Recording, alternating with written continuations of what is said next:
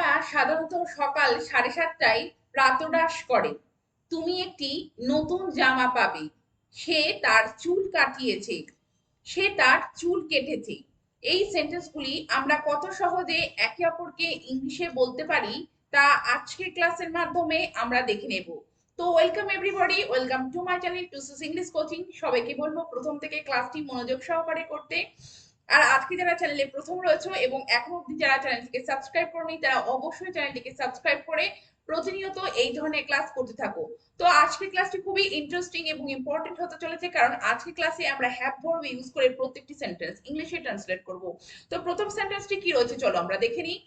প্রথম সেন্টেন্সটি রয়েছে তারা সাধারণত সকাল 7:30টায় প্রাতরাশ করে। তো সেন্টেন্সটি আমরা কিভাবে বলবো?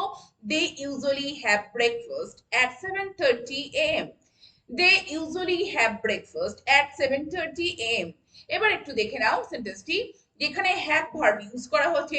তো ইট বা টেকের পরিবর্তে আমরা কিন্তু খাওয়া অর্থে বা নেওয়া অর্থে আমরা কিন্তু হ্যাভ ভার্ব ইউজ করতে পারি। পরের সেন্টেন্সটি দেখো, তিনি স্নান সেরেছেন। তো কিভাবে বলবে? He has had his bath. He has had his bath. তো তিনি স্নান সেরেছেন অর্থাৎ তার স্নান সারা হয়েছে। তো সেন্টেন্সটি প্রেজেন্ট পারফেক্ট টেন্সে লেখা হয়েছে। এবার দেখো, এখানে হ্যাভ ভার্ব ইউজ করা হয়েছে। তো এখানে টেকেনের পরিবর্তে এখানে কিন্তু হ্যাড ব্যবহার করা হয়েছে।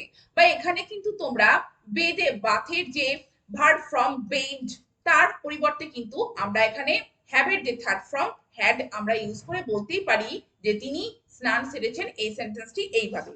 পরের সেন্টেন্সটি দেখো, তারা আগামীকাল একটি পার্টি দিচ্ছে। কিভাবে বলবে? They are having a party tomorrow. They are having a party tomorrow. তো দেখো, পার্টি দেওয়া অর্থাৎ গিভ আ পার্টি, তার পরিবর্তে আমরা কিন্তু হ্যাভ আ পার্টি এইভাবে কিন্তু বলতে পারি।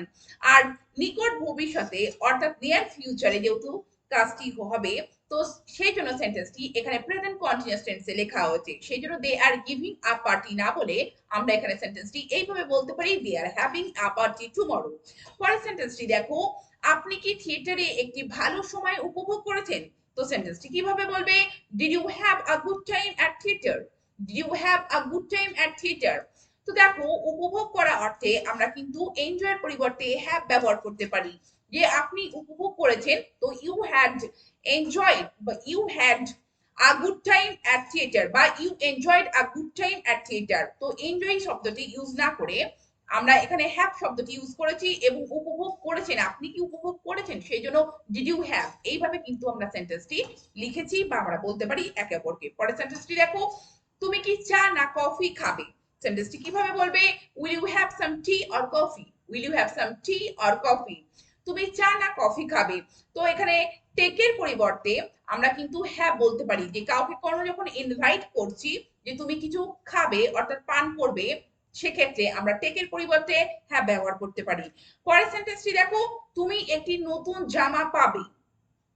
তো জামা পাওয়া অর্থাৎ গেটের পরিবর্তে আমরা হ্যাভ কিভাবে ইউজ করতে পারি? দেখো, you will have a new dress. You will have a new dress.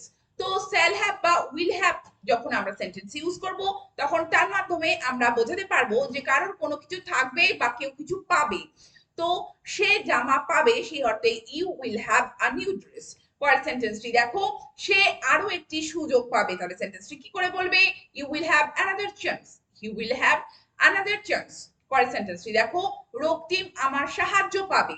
তো সেন্টেন্সটি কিভাবে বলবে? Raktim will have my support. Raktim will have my support.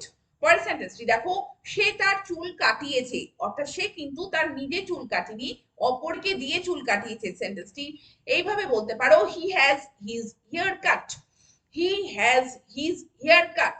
তো বক্তা যখন নিজে কাজ করবে না, অপরকে দিয়ে করাবে, তখন সেন্টেন্সটি আমাদেরকে এইভাবে লিখতে হবে। সেন্টেন্সটি এবার বুঝে নাও। প্রথমে সাবজেক্ট, তারপরে হ্যাভ ভার্ব আমাদেরকে লিখতে হবে। এখানে যেহেতু থার্ড পারসন সিঙ্গুলার নাম্বার হচ্ছে, সেই জন্য আমাদেরকে এখানে আমরা হ্যাজ প্লেস করেছি। তারপরে অবজেক্ট, সে কি কাটিয়েছে, তার কি কাটিয়েছে? চুল। তো হি হ্যাজ হিজ হেয়ার। এবং তারপরে দেখো ভার্ব যে কাটা, তার যে V3 ফর্ম অর্থাৎ পাস্ট পার্টিসিপল ফর্ম, তো কাট এখানে প্লেস করা হয়েছে। He has his haircut. পরের সেন্টেন্সটি দেখো, সে তার চুল কেটেছে অর্থাৎ বক্তা এখানে নিজে কাজটি করেছে। কিভাবে বলবে? He has cut his hair. তো সিম্পলি এখানে আমরা বুঝতে পারি সেন্টেন্সটি যে প্রেজেন্ট পারফেক্ট টেন্সে রয়েছে। তো হি হ্যাজ কাট হিজ ইয়ার, অর্থাৎ সে নিজে কাজটি করছে, হি হ্যাজ কাট হিজ ইয়ার। তো দুটি সেন্টেন্স তোমরা অবশ্যই কিন্তু ডিফারেন্সিয়েট করতে পারছো। পরের সেন্টেন্সটি দেখো, তাদের বাড়ি রং করা হয়েছে, অর্থাৎ তারা কিন্তু বাড়ি রং করেনি, অন্যদের দিয়ে কিন্তু করিয়েছে। কিভাবে বলবে? They have their house painted. তো প্রথমে সাবজেক্ট, তারপরে হ্যাভ ভার্ব, তারপরে দেখো অবজেক্ট, তারপরে যে মেইন ভার্ব তার ভিতরি ফর্ম বা পাস্ট পার্টিসিপল ফর্ম। তো they have their house painted মানে তাদের বাড়ি রং করা হয়েছে, তারা কিন্তু করেনি, অপরকে দিয়ে কিন্তু করানো হয়েছে। পরের সেন্টেন্সটি দেখো, তারা তাদের বাড়ি রং করেছেন, অর্থাৎ তারা এখানে নিজেরা ইনভলভ হয়েছেন তাদের বাড়ি রং করার ক্ষেত্রে। তো কিভাবে বলবে? They have painted their house, they have painted their house, অর্থাৎ এখানে বক্তারা কিন্তু নিজেরা করেছেন, সেই জন্য সেন্টেন্সটি দেখো প্রেজেন্ট পারফেক্ট টেন্সে আছে এবং এইভাবে আমাদের লিখতে হবে they have painted their house. পরের সেন্টেন্সটি দেখো, আমার বাড়ি মেরামত করা হচ্ছে, অর্থাৎ আমি কিন্তু করছি না, কাউকে দিয়ে কিন্তু করানো হচ্ছে। কিভাবে বলবে? I am having my house repaired, I am having my house repaired. তো সেন্টেন্সটি দেখো প্রথমে সাবজেক্ট, তারপরে আমাদেরকে হ্যাভ ভার্ব লিখতে হবে, তারপরে অবজেক্ট মাই হাউস এবং ভার্বের থার্ড ফর্ম রিপেয়ার্ড। কিন্তু এখানে দেখো যেহেতু করা হচ্ছে সেই জন্য কন্টিনিউয়াস টেন্সে লেখা হচ্ছে, সেই জন্য এখানে এম হ্যাভিং এইভাবে কিন্তু সেন্টেন্সটি লেখা হবে যে আমার বাড়ি মেরামত করা হচ্ছে অপরের দ্বারা। তো I am having my house repaired. পরের সেন্টেন্সটি দেখো, সে তাদের সবাইকে নাচ শেখায়। কিভাবে বলবে? She has them all dancing, she has them all dancing. তো শেখায় অর্থে টিচ, তো she teaches them all to dance. এই সেন্টেন্সটিকে এইভাবে না বলে আমরা হ্যাভ ভার্ব ইউজ করে, অর্থাৎ প্রথমে সাবজেক্ট, তারপরে হ্যাভ ভার্ব, অর্থাৎ কিন্তু এখানে দেখো যেহেতু থার্ড পারসন সিঙ্গুলার নাম্বার হচ্ছে সেই জন্য হ্যাজ, তারপরে দেখো অবজেক্ট, অবজেক্ট হচ্ছে কাদেরকে? তাদেরকে, দেম। তারপরে দেখো যে বি ভার্ব অর্থাৎ ডান্স, তার প্রেজেন্ট পার্টিসিপল ফর্ম আমাদেরকে লিখতে হবে অর্থাৎ dancing, C has them all dancing মানে সে তাদের সবাইকে নাচ শেখায়। পরের সেন্টেন্সটি দেখো, এই কাজটি করলে প্রতিবেশী অভিযোগ করবে। কিভাবে বলবে? If you do this work you will have the neighbours complain, if you do this work you will have the neighbours complaining. তো দেখো যদি তুমি এই কাজটি করো অর্থাৎ if you do this work, তাহলে প্রতিবেশী কি করবে? কমপ্লেইন করবে। তাহলে নেইবার্স উইল কমপ্লেইন অথবা নেইবার্স উইল বি কমপ্লেইনিং। তো কমপ্লেইনের পরিবর্তে তোমরা কিন্তু ওই যে হ্যাভ ভার্বটি কিন্তু ইউজ করতে পারো। তো উইল হ্যাভ এর মাধ্যমে যে কমপ্লেইন করবে সেটি কিন্তু বোঝানো হচ্ছে।